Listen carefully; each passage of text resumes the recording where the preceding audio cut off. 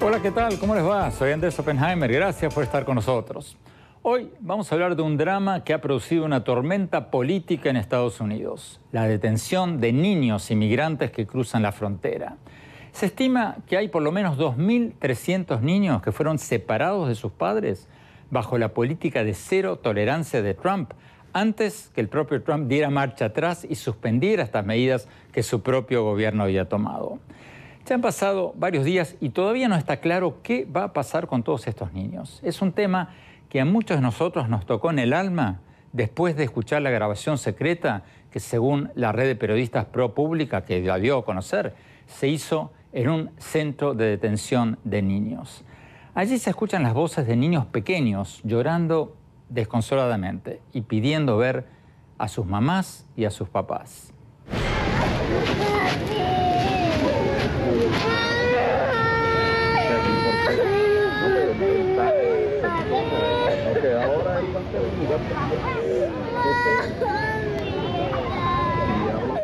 Y en medio de estos sollozos se escucha la voz de una niña salvadoreña de 6 años, Jimena Valencia, que está recitando un número telefónico y pidiendo a cualquier adulto que la escuche que por favor llame a su tía en Houston. Resulta que su madre la había obligado a la pequeña Jimena a aprenderse ese número de memoria de su tía antes de cruzar la frontera, y la niña lo estaba recitando con la esperanza de que algún adulto la escuchara e hiciera ese llamado. Hoy vamos a hablar con Ginger Thompson, la periodista de ProPublica y ex corresponsal para América Latina del New York Times, ganadora del premio Pulitzer, que encontró a la pequeña Jimena Valencia. Le vamos a preguntar cómo encontró a esta niña y por qué está convencida de que este audio es auténtico. Y vamos a hablar también con el actor Benicio del Toro, que está estrenando una película de acción que tiene como trasfondo todo este tema de los refugiados y los cárteles de tráfico de personas en la frontera. Del Toro nos habló de su película y nos compartió su opinión sobre los niños que fueron separados de sus padres en la frontera. Yo pienso que es lo que ha pasado, lo que está pasando hoy día, de eso de separar las familias, es terrible, es cruel. No tiene que ver nada con esta película, pero sí tiene que ver con la situación en la que el gobierno de Estados Unidos se ha comportado de una manera muy cruel. Y para darnos su punto de vista sobre todo esto, vamos a tener desde Las Vegas a Jesús Márquez, estratega republicano y miembro del Consejo Nacional Hispano de Donald Trump. Y en nuestros estudios, a José Parra, estratega demócrata y ex asesor del expresidente del Senado de Estados Unidos, Harry Reid. Y más tarde en el programa vamos a hablar sobre la violencia política que ya ha cobrado 212 vidas en Nicaragua en los últimos 2 meses. Vamos a preguntarle al escritor y ex vicepresidente de Nicaragua, Sergio Ramírez, ¿qué está pasando allí? Bueno, empecemos con Ginger Thompson, la periodista de ProPublica y ex corresponsal para América Latina del New York Times, ganadora del premio Pulitzer. Veamos lo que nos dijo cuando hablamos con ella hace pocas horas. Ginger Thompson, muchas gracias por estar con nosotros. Ginger, cuéntanos un poco cómo conseguiste el audio de los niños llorando y cómo descubriste a esta niña de 6 años, Jimena Valencia Madrid. Bueno, recibí una llamada una noche, un viernes en la noche, de un fuente que he conocido desde hace muchos años, avisándome de que ella había conseguido una grabación de niños durante el proceso de separación de sus padres en un centro de detención de la patrulla fronteriza de los Estados Unidos, y que ella quisiera saber si me interesaría escuchar la grabación y posiblemente publicarla. Entonces le dije que sí. Escuché la grabación y decidimos en ProPublica que era un audio que podía aportar algo interesante, importante al debate feroz que hay en este país sobre esta política que se llama tolerancia cero, que incluye la separación de padres migrantes de sus hijos, ¿no? Entonces, en la grabación hay una niña salvadoreña que pide, que rogue a las autoridades que le permitiera hacer una llamada a su tía, porque la pobre niña está desesperada, no sabe dónde está su mamá, pero sabe de que hay una tía que tiene en Estados Unidos y que si ella puede llamar a la tía pueda ir a recogerla. A ver, escuchemos la voz de la niña en el audio. Señor director, por favor. Ay, no, papá. Voy a llamar a mi tía para que después de comer me venga a recoger. Cuando agarre la comida yo voy a venir para que le... Ay, no, papá. Tengo el número yo de memoria, 34, 34. Ay, no, papá. Ay, no, papá. Y mi mami después que me venga a traer mi tía va a venir lo más pronto posible para irme con ella. Ginger, el presidente Trump ha dicho que el escándalo de los niños separados de sus padres en la frontera está basado en historias falsas. ¿Cómo verificaron ustedes que el audio de los niños llorando es auténtico y que se trata efectivamente de hijos de indocumentados separados de sus familias?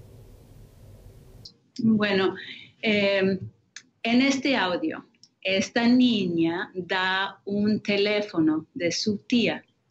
Entonces, yo llamé a este número, lo marqué y hablé con una señora en Houston que me decía que esta sí era la voz de su sobrina y que su sobrina efectivamente estaba detenido en un centro de detención de la fuerza de la patrulla fronteriza en Texas. Entonces ahí confirmé que el audio era verdadero y que estos niños eran niños migrantes.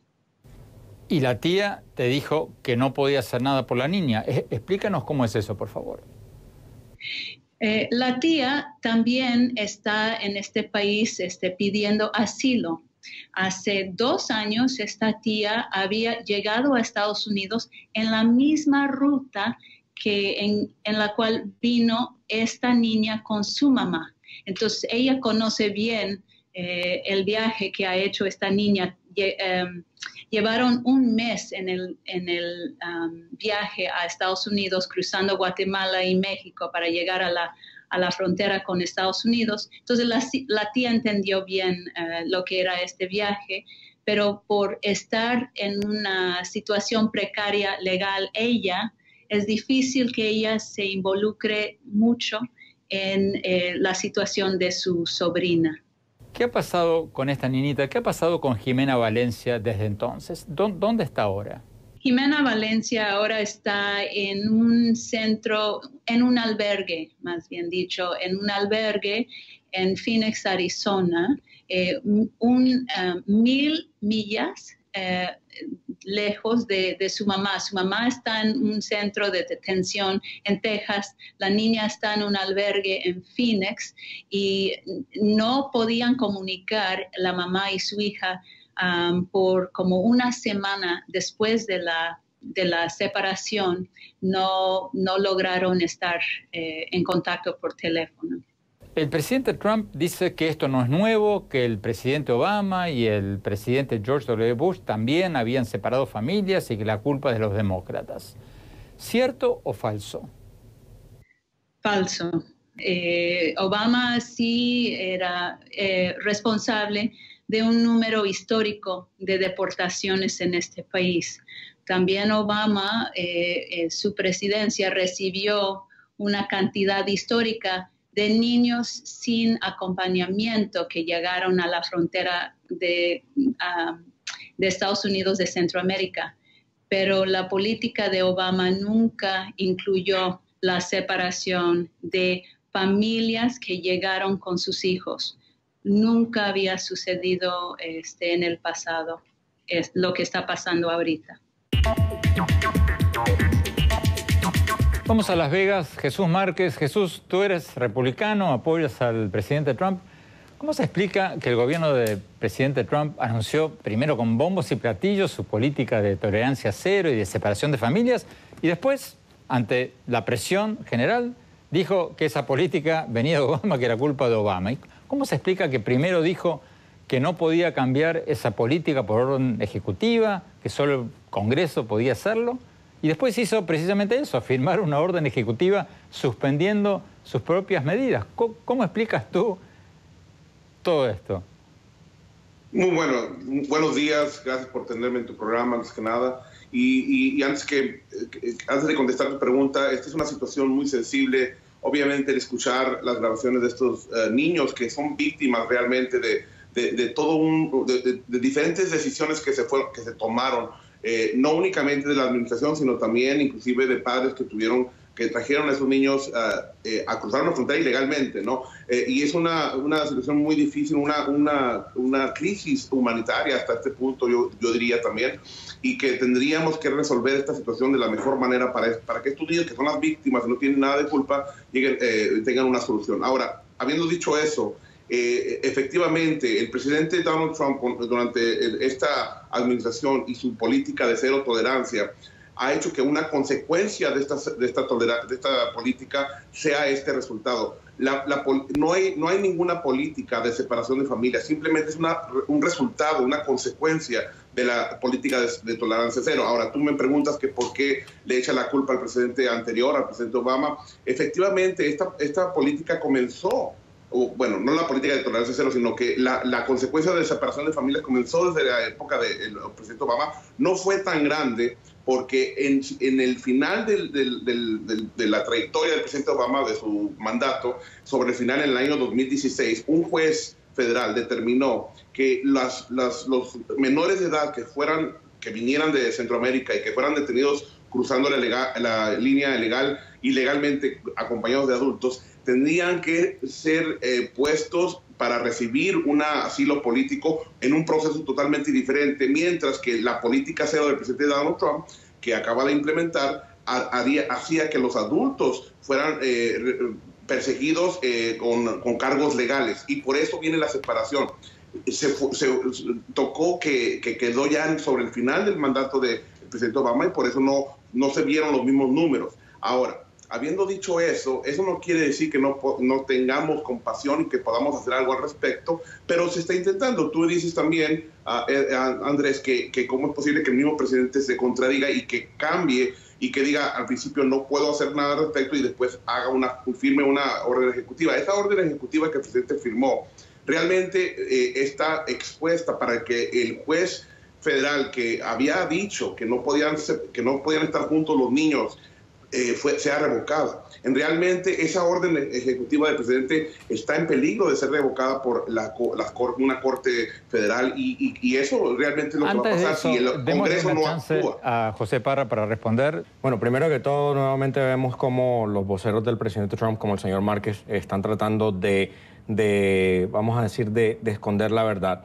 Y algo que dijo que no es verdad, de que no hay separación de familias. El hecho es simple. En este momento hay padres en detención y hay padres deportados que no saben dónde están sus niños y sus niños están en otras partes, muchas veces en el lado opuesto del país. Acabo de leer esta mañana una historia en el Wall Street Journal, por ejemplo, de que hay 32 padres en un lugar que se llama Centro Annunciation House en El Paso, Texas, que están tratando de saber dónde están sus niños usando el mismo teléfono que el gobierno les ha entregado. Y con el número de teléfono que el Departamento de Seguridad les ha entregado, no les pueden decir, los pasan de una persona a otra y los niños están perdidos. Antes de que este problema comenzara, ya el gobierno había perdido el contacto, no sabía qué ocurrió con 1.500 niños que estaban bajo su cuidado. Y ahora hay otros 2.300 que están desperdigados a través del país y que no se saben quiénes son. Y que no me venga a decir el señor Márquez que esto no se llama separación de familias. Si físicamente yo no dije eso. Tú estás acá y tu hijo está del otro lado del país, usted dijo que no había separación de familias. No, lo que yo dije es que no había que no hay, y lo mismo dijo la secretaria Nielsen hace menos de una semana, para después quedar en cero eso cuando el presidente anunció su orden ejecutiva. Nos están pidiendo un corte, vamos a ir a un corte y después vamos a ver lo que nos dijo Ginger Thompson, la reportera de ProPublica, cuando le preguntamos si ella que pasa mucho tiempo en la frontera, si estos inmigrantes que vienen a Estados Unidos de Centroamérica especialmente, son refugiados políticos o económicos. Y más tarde, Benicio del Toro. No se vayan, ya volvemos.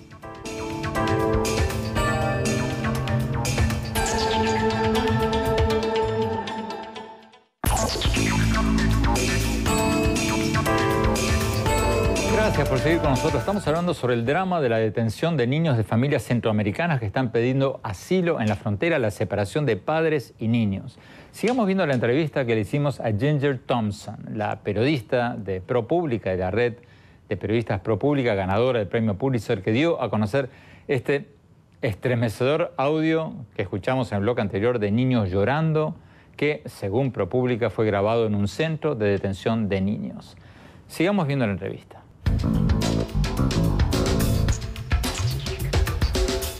Ginger Thompson, tú has pasado mucho tiempo en la frontera y has hablado con muchos de los que piden asilo político en la frontera. ¿Qué dices a quienes aseveran que no son refugiados políticos, sino refugiados económicos, que lo que quieren es vivir mejor?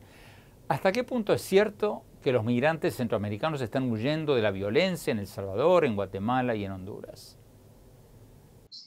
Mira, yo creo que uno solamente tiene que ir a El Salvador. Conozco muy bien a estos países también, tanto que conozco a la frontera. Estos países han llegado a ser, o han llegado a tener niveles de violencia más alta en muchas partes del mundo. Entonces, la violencia es real, la corrupción es real, la capacidad del gobierno de proteger a sus ciudadanos de esta violencia es muy bajo. Entonces, el sentimiento de miedo, el sentimiento de persecución de estas familias es muy verdadero, es muy real. ¿Miedo exactamente de quién, Ginger? ¿De las pandillas? ¿De que les hagan qué? Hay mucho temor de padres de niños que o los niños reclutan a su hijo porque hay muy pocas opciones, otras opciones para hacer una vida bien, o por la seguridad, o sea, muchas veces las pandillas no ofrecen opciones a los niños, o sea, no dicen, vienes con nosotros o si no, les vamos a dejar vivir su vida libre. O sea, es algo de fuerza, o estás con nosotros o estás muerto.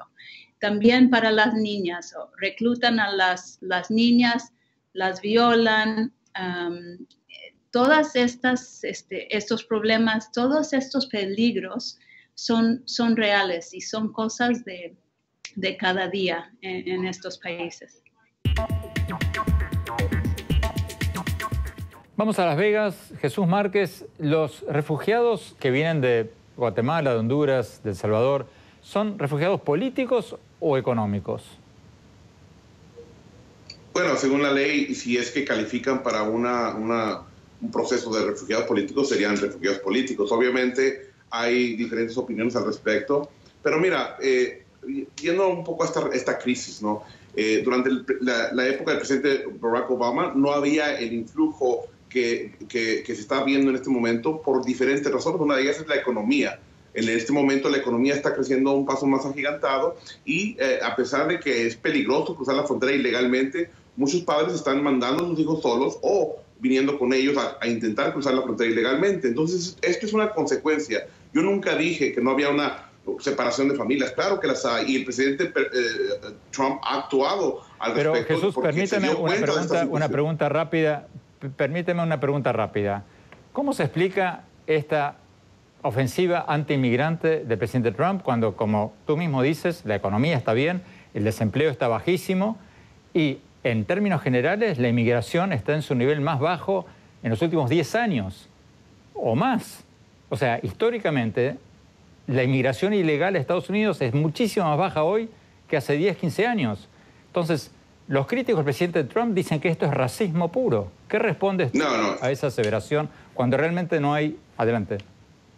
Para empezar, no hay una política de agresión hacia el asunto de inmigración. El presidente lo único que quiere es que se termine la inmigración ilegal. Estas personas venían ilegalmente cruzando a la frontera. Entonces, es cierto, la economía está aumentando gracias al presidente Trump y a las políticas del presidente Trump. Hoy el desempleo es el más bajo en décadas y hace falta que vengan inmigrantes legalmente a cubrir esas posiciones que muchas veces los norteamericanos no quieren cubrir. Pero no podemos decir que esto es una política de agresión hacia los inmigrantes. Simplemente el presidente quiere cumplir la ley. Ahora, él tuvo compasión y por eso cambió su orden, con una orden ejecutiva, la determinación de separación de familias, pero tampoco va a hacer que se viole la ley, van a seguir deteniendo a las personas que quieran ingresar ilegalmente. Yo pienso que los oponentes del presidente Donald Trump, incluyendo la persona que tienen contigo, primero que todo, la política migratoria del presidente Trump es una política de separación de familias. No solo estamos viendo lo que está ocurriendo en la frontera sur con México en este momento, sino también lo vemos con las redadas a través del país. Lo vemos con el caso del TPS, que son personas legales que el presidente ha cancelado esto y va a haber una crisis en los próximos meses de separación familiar en lo que hay 273,000 niños, ciudadanos americanos, que tal vez no puedan ver sus padres porque se convierten en deportables en este momento. Entonces, que me venga a decir de que esto no es una política de agresión, o sea, da risa si no fuera tan doloroso lo que está ocurriendo. Si a mí me vienen a amenazar con que me van a quitar mi hijo, eso se llama agresión. Esas son tácticas que han sido utilizadas en gobiernos totalitarios y los conocemos muy bien a través, en este mismo hemisferio y en la misma España. Estuvimos viendo casos esta semana en el periódico que ocurrió bajo el gobierno de Franco. Entonces, si me permites contestar, este tipo de tácticas son tácticas que para infundir el miedo y para mandar un mensaje. Jesús, como dijo el senador. contesta en 30 segundos, por favor, pero no has respondido a mi pregunta sobre cómo se explica esta política del presidente Trump en momentos en que la economía está en alza, el desempleo está bajo, no hay una crisis inmigratoria, la inmigración está más baja que nunca en los últimos 15 años. ¿Racismo o no racismo? No me has respondido. No, claro que no. Claro que no, Andrés. ¿Cómo se explica esta política, como tú lo mencionas, en una economía creciente? Bueno, porque queremos que entren las personas legalmente, no ilegalmente. Lo que personas como la que tienes ahí como invitado quieren es una política de fronteras abiertas que no puede ocurrir. Ahora, él dice que hay una agresión en frente a los inmigrantes. No, el presidente lo único que quiere hacer es cumplir la ley y ahora tuvo compasión y por eso firmó esta orden ejecutiva para detener la separación de familias, pero las personas que quieran ingresar al país tienen que hacerlo de la forma legal. No podemos permitir que sigamos manteniendo un estado donde la ley se viola a cada momento. Sigamos viendo la entrevista con Ginger Thompson, la periodista de ProPublica, ganadora del premio Pulitzer, ex corresponsal del New York Times en América Latina, que dio a conocer este estremecedor audio grabado a niños llorando en un centro de detención. Sigamos viendo la entrevista.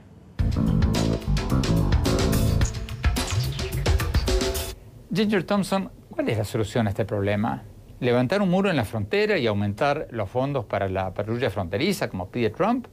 ¿O, por el contrario, aumentar la ayuda o hacer un fondo internacional para que estos países puedan terminar con las pandillas y con la violencia? ¿O esto último es una fantasía inalcanzable? Mira, la idea de que necesitamos más patrulla fronteriza no lo veo como una respuesta eficaz a este problema. Hemos aumentado el número de patrulla fronterizo enormemente en los últimos 10 años. Y la única resultado ha sido más muertos en la frontera o crisis como la que estamos viendo ahorita. Requiere un pensamiento más internacional, más cooperativo entre Estados Unidos y los países centroamericanos para que puedan atender los problemas que están causando estas grandes olas de gente saliendo de estos países, en mi opinión. Vamos a Las Vegas. Jesús Márquez, estratega republicano que apoya al presidente Trump. ¿Cuál es la solución a este problema? ¿Más muro, el muro en la frontera que quiere Trump? ¿Medidas aislacionistas? ¿O por el contrario, más ayuda, más cooperación con Centroamérica para derrotar a las pandillas y solucionar el problema de fondo? ¿Cuál es la solución? Bueno, antes que nada, te faltó una parte de lo que el presidente quiere hacer. El presidente no quiere únicamente el muro, eso es una parte de seguridad, por cierto. Lo que el presidente quiere también es una solución migratoria para las personas que están aquí, incluidos los Dreamers. Y él ha hecho un esfuerzo por pasar ese tipo de ley. El Congreso no quiere actuar. Mira, nada menos ayer hubo una votación en el Congreso. Jesús Márquez, rápidamente, porque nos quedan 30 segundos apenas. Jesús Márquez, el presidente Trump ha recortado la ayuda a Centroamérica de $700 millones del año pasado a $615 millones este año. ¿Cómo van a derrotar a las pandillas sin ayuda técnica, sin cooperación económica de Estados Unidos? Bueno, redujo, como tú mencionabas, una porción de la ayuda que se les da. Por décadas se le ha dado ayuda a países. Hay que recordar que el presidente Donald Trump es el presidente de los Estados Unidos, no del mundo. Y hay que responsabilizar a estos gobiernos corruptos de Centroamérica y de otros países que realmente se roban el dinero y no lo hacen llegar a su gente. José Parra, nos queda un minuto. Bueno, habla de Márquez de que de que simplemente quieren hacer cumplir las leyes. Han cancelado programas donde las personas podían aplicar por asilo legalmente en las embajadas y los consulados en Centroamérica. El programa CAM fue cancelado en el noviembre del 2017 y ese era un programa que muchas de esas familias hubieran podido utilizar. O sea, si es una política anti-inmigrante y es una política que, otra parte que él no mencionó, es que quieren acabar con la inmigración legal tal como la conocemos en este momento. Entonces sí es una política de agresión y que tiene que ver con el color de la piel y el acento de las personas.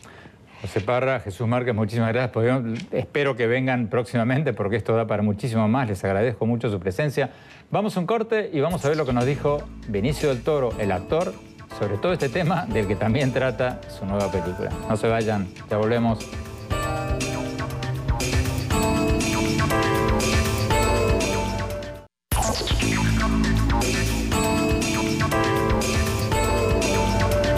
Muchas gracias por seguir con nosotros. Hace pocos días hablamos con el actor puertorriqueño Benicio del Toro, que está estrenando una película precisamente sobre un tema que roza con el que hablamos hoy, la violencia de los cárteles del tráfico de personas en la frontera de México y Estados Unidos. La película se llama Sicario 2, El Día del Soldado.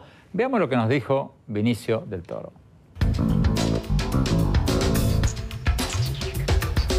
Benicio, gracias por estar con nosotros.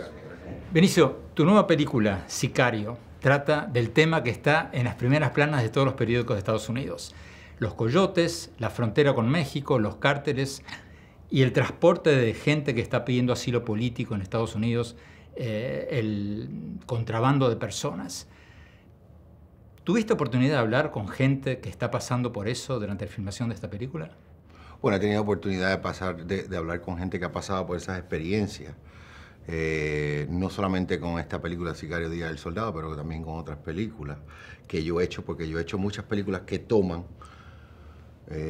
ese mundo de la guerra de las drogas, ese mundo de la frontera entre México y Estados Unidos. He hecho varias películas que existen en ese mundo. Hay un párrafo en la película, Benicio, donde uno de los personajes dice que los cárteles del narcotráfico hoy se dedican más al tráfico de personas que al tráfico de drogas.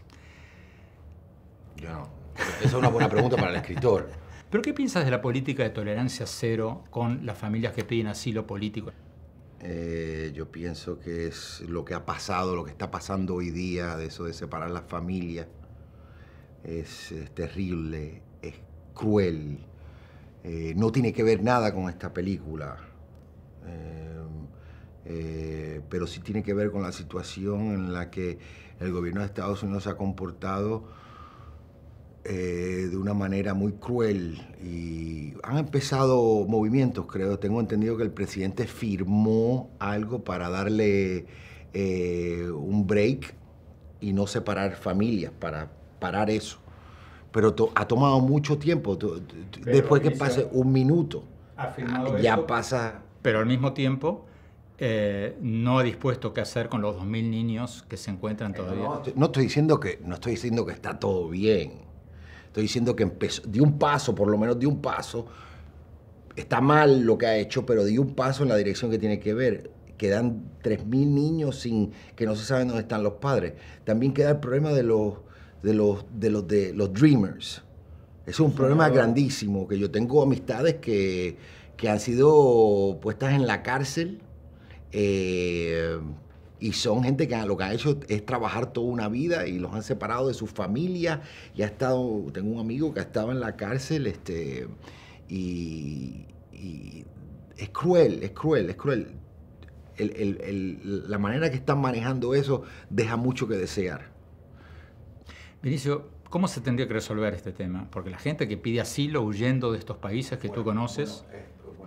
Yo, primero, que no soy un experto en esto, soy un actor, cineasta, pero las cosas se hacen con un poco de sentido común, ¿verdad? Yo diría, primero, que hay que respetar las leyes de todos los países, de las fronteras de todos los países. Eso tiene que estar claro, que hay leyes que no se deben romper y tiene que haber consecuencias. Pero lo otro es que Estados Unidos es un país en el que yo creo que la mayoría de los americanos, que tú eres inocente hasta que te prueben culpable. Y creo que muchas de estas familias son inocentes. No se les ha probado todavía que sean culpables, porque vienen huyendo de problemas que les podrían dar el asilo como se los deben de dar. No se han investigado estas familias. Eso toma tiempo. Y creo que los han culpado sin investigarlos. O sea, esta política de tolerancia cero los culpa de un crimen. De un crimen que todavía no se ha probado que ha sido un crimen. Entonces creo que tiene que seguir con la mentalidad de inocente. Estas familias se deben de quedar juntas. No se deben separar. El trauma para los niños es... Yo tengo una hija de 6 años. A los 2 años, yo creo que ella lo sabía todo. No lo podía comunicar, pero emocionalmente lo sabía todo. Entonces, yo me imagino estos niños están pasando, un trauma que se les puede quedar ahí por el resto de la vida. Finalmente, Vinicio, el tema del muro en la frontera, ¿piensas que con eso se soluciona esto? No, yo no creo que solucione esto, no. Pero, oye, si nosotros viviéramos en un vecindario y tú eres mi vecino y tú quieres hacer una muralla, después que no me tapes el sol, tú haz lo que tú quieras, pero no creas que yo la voy a pagar. ¿Verdad? Pero si tú quieres hacer una muralla, yo no vivo en la frontera. Y si hay gente allí que quieren hacer una muralla porque pueden dormir más tranquilos, pues que hagan una muralla, pero no esperes que México la pague tampoco. ¿Eh? Vinicio, muchas gracias. Okay. Suerte con la película. Gracias a ti. Sí. Okay. Chao. Tenemos que ir a un corte. Cuando volvamos, vamos a hablar con el escritor nicaragüense y ex vicepresidente de Nicaragua, Sergio Ramírez. Vamos a hablar sobre la violencia política que ya ha cobrado más de 220 vidas en Nicaragua en los últimos 2 meses. ¿Qué está pasando? Ya volvemos.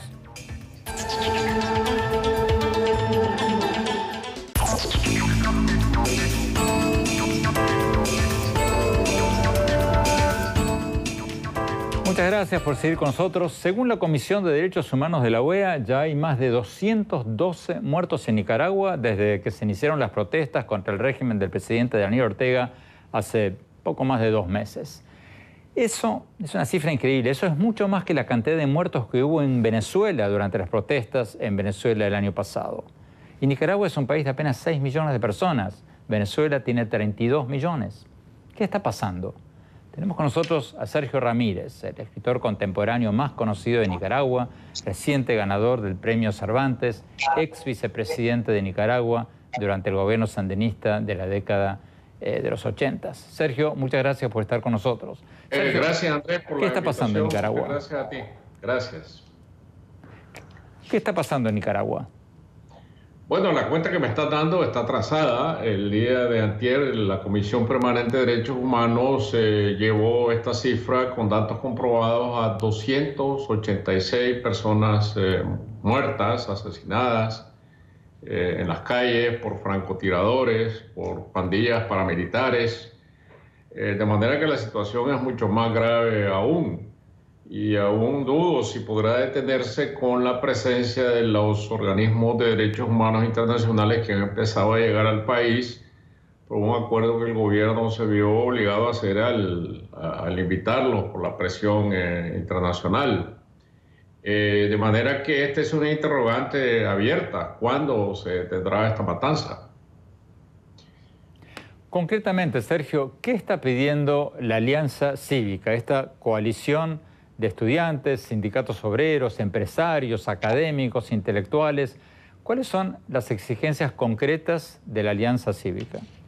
Bueno, yo la podría resumir en una demanda central, que es el adelanto de las elecciones nacionales, incluyendo las elecciones presidenciales, para un periodo no mayor de 9 meses. Estamos hablando de marzo del año próximo, con un tribunal electoral completamente nuevo, diferente, con una ley electoral nueva que garantice la transparencia del voto y elecciones supervisadas. Esto está a la cabeza de la agenda de la Conferencia Episcopal, que es mediadora y testigo de del diálogo nacional. La Alianza Cívica por la Democracia está de acuerdo el secretario general de la OEA, pero que el que no está de acuerdo es Ortega y el gobierno han dado largas al asunto, no responden a este punto. Y es ahí donde estamos completamente estancados en la búsqueda de una solución pacífica a este conflicto. El gobierno, Sergio, dice que no va a aceptar adelantar las elecciones hasta tanto cese la violencia. ¿Cómo se resuelve ese impasse? El gobierno dice que primero tiene que cesar lo que el gobierno dice es la violencia de quienes protestan diciendo el gobierno tiene que aceptar elecciones anticipadas. ¿Cómo se sale de esto? Yo creo que una de las grandes falacias aquí es aceptar que hay una violencia doble, la violencia de los que protestan y la violencia del gobierno.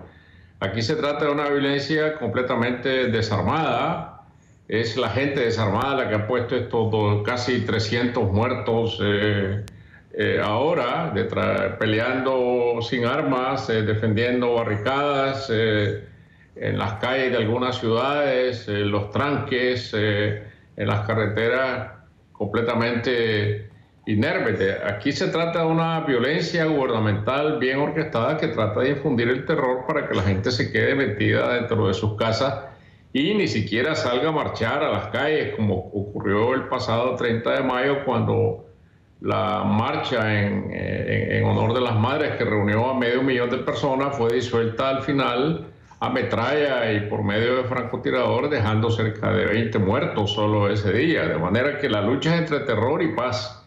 Y la gente, en su mayoría, los ciudadanos, la inmensa mayoría, quiere la paz, pero con un cambio de gobierno. Finalmente, Sergio, nos queda un minuto. ¿Cómo crees tú que termina esto? Yo tengo la esperanza de que va a terminar con una transición democrática, que no va a terminar en una guerra civil, porque lo que Ortega quiere es poder escoger al pueblo entre la rendición o la guerra civil, porque con una guerra civil él lleva la de ganar. Tiene un ejército que no ha intervenido hasta ahora, dichosamente, pero un ejército bien armado, y tendría todas las justificaciones para que este conflicto no se vea como un conflicto de resistencia civil, sino como una lucha armada. Pero la gente ha resistido esa tentación y se ha mantenido en las trincheras luchando sin armas en la mano. Yo creo que es la resistencia cívica la que le va a dar la salida a este conflicto y vamos a tener un cambio de gobierno. Muchísimas gracias, Sergio Ramírez, gran escritor, gran persona. Muchas gracias por estar con nosotros. Debemos señalar que también hemos invitado al gobierno del presidente Ortega a estar en este programa, pero bueno, no nos han respondido. Bueno, tenemos que ir a un corte. Cuando volvamos, mis conclusiones de lo que hablamos hoy.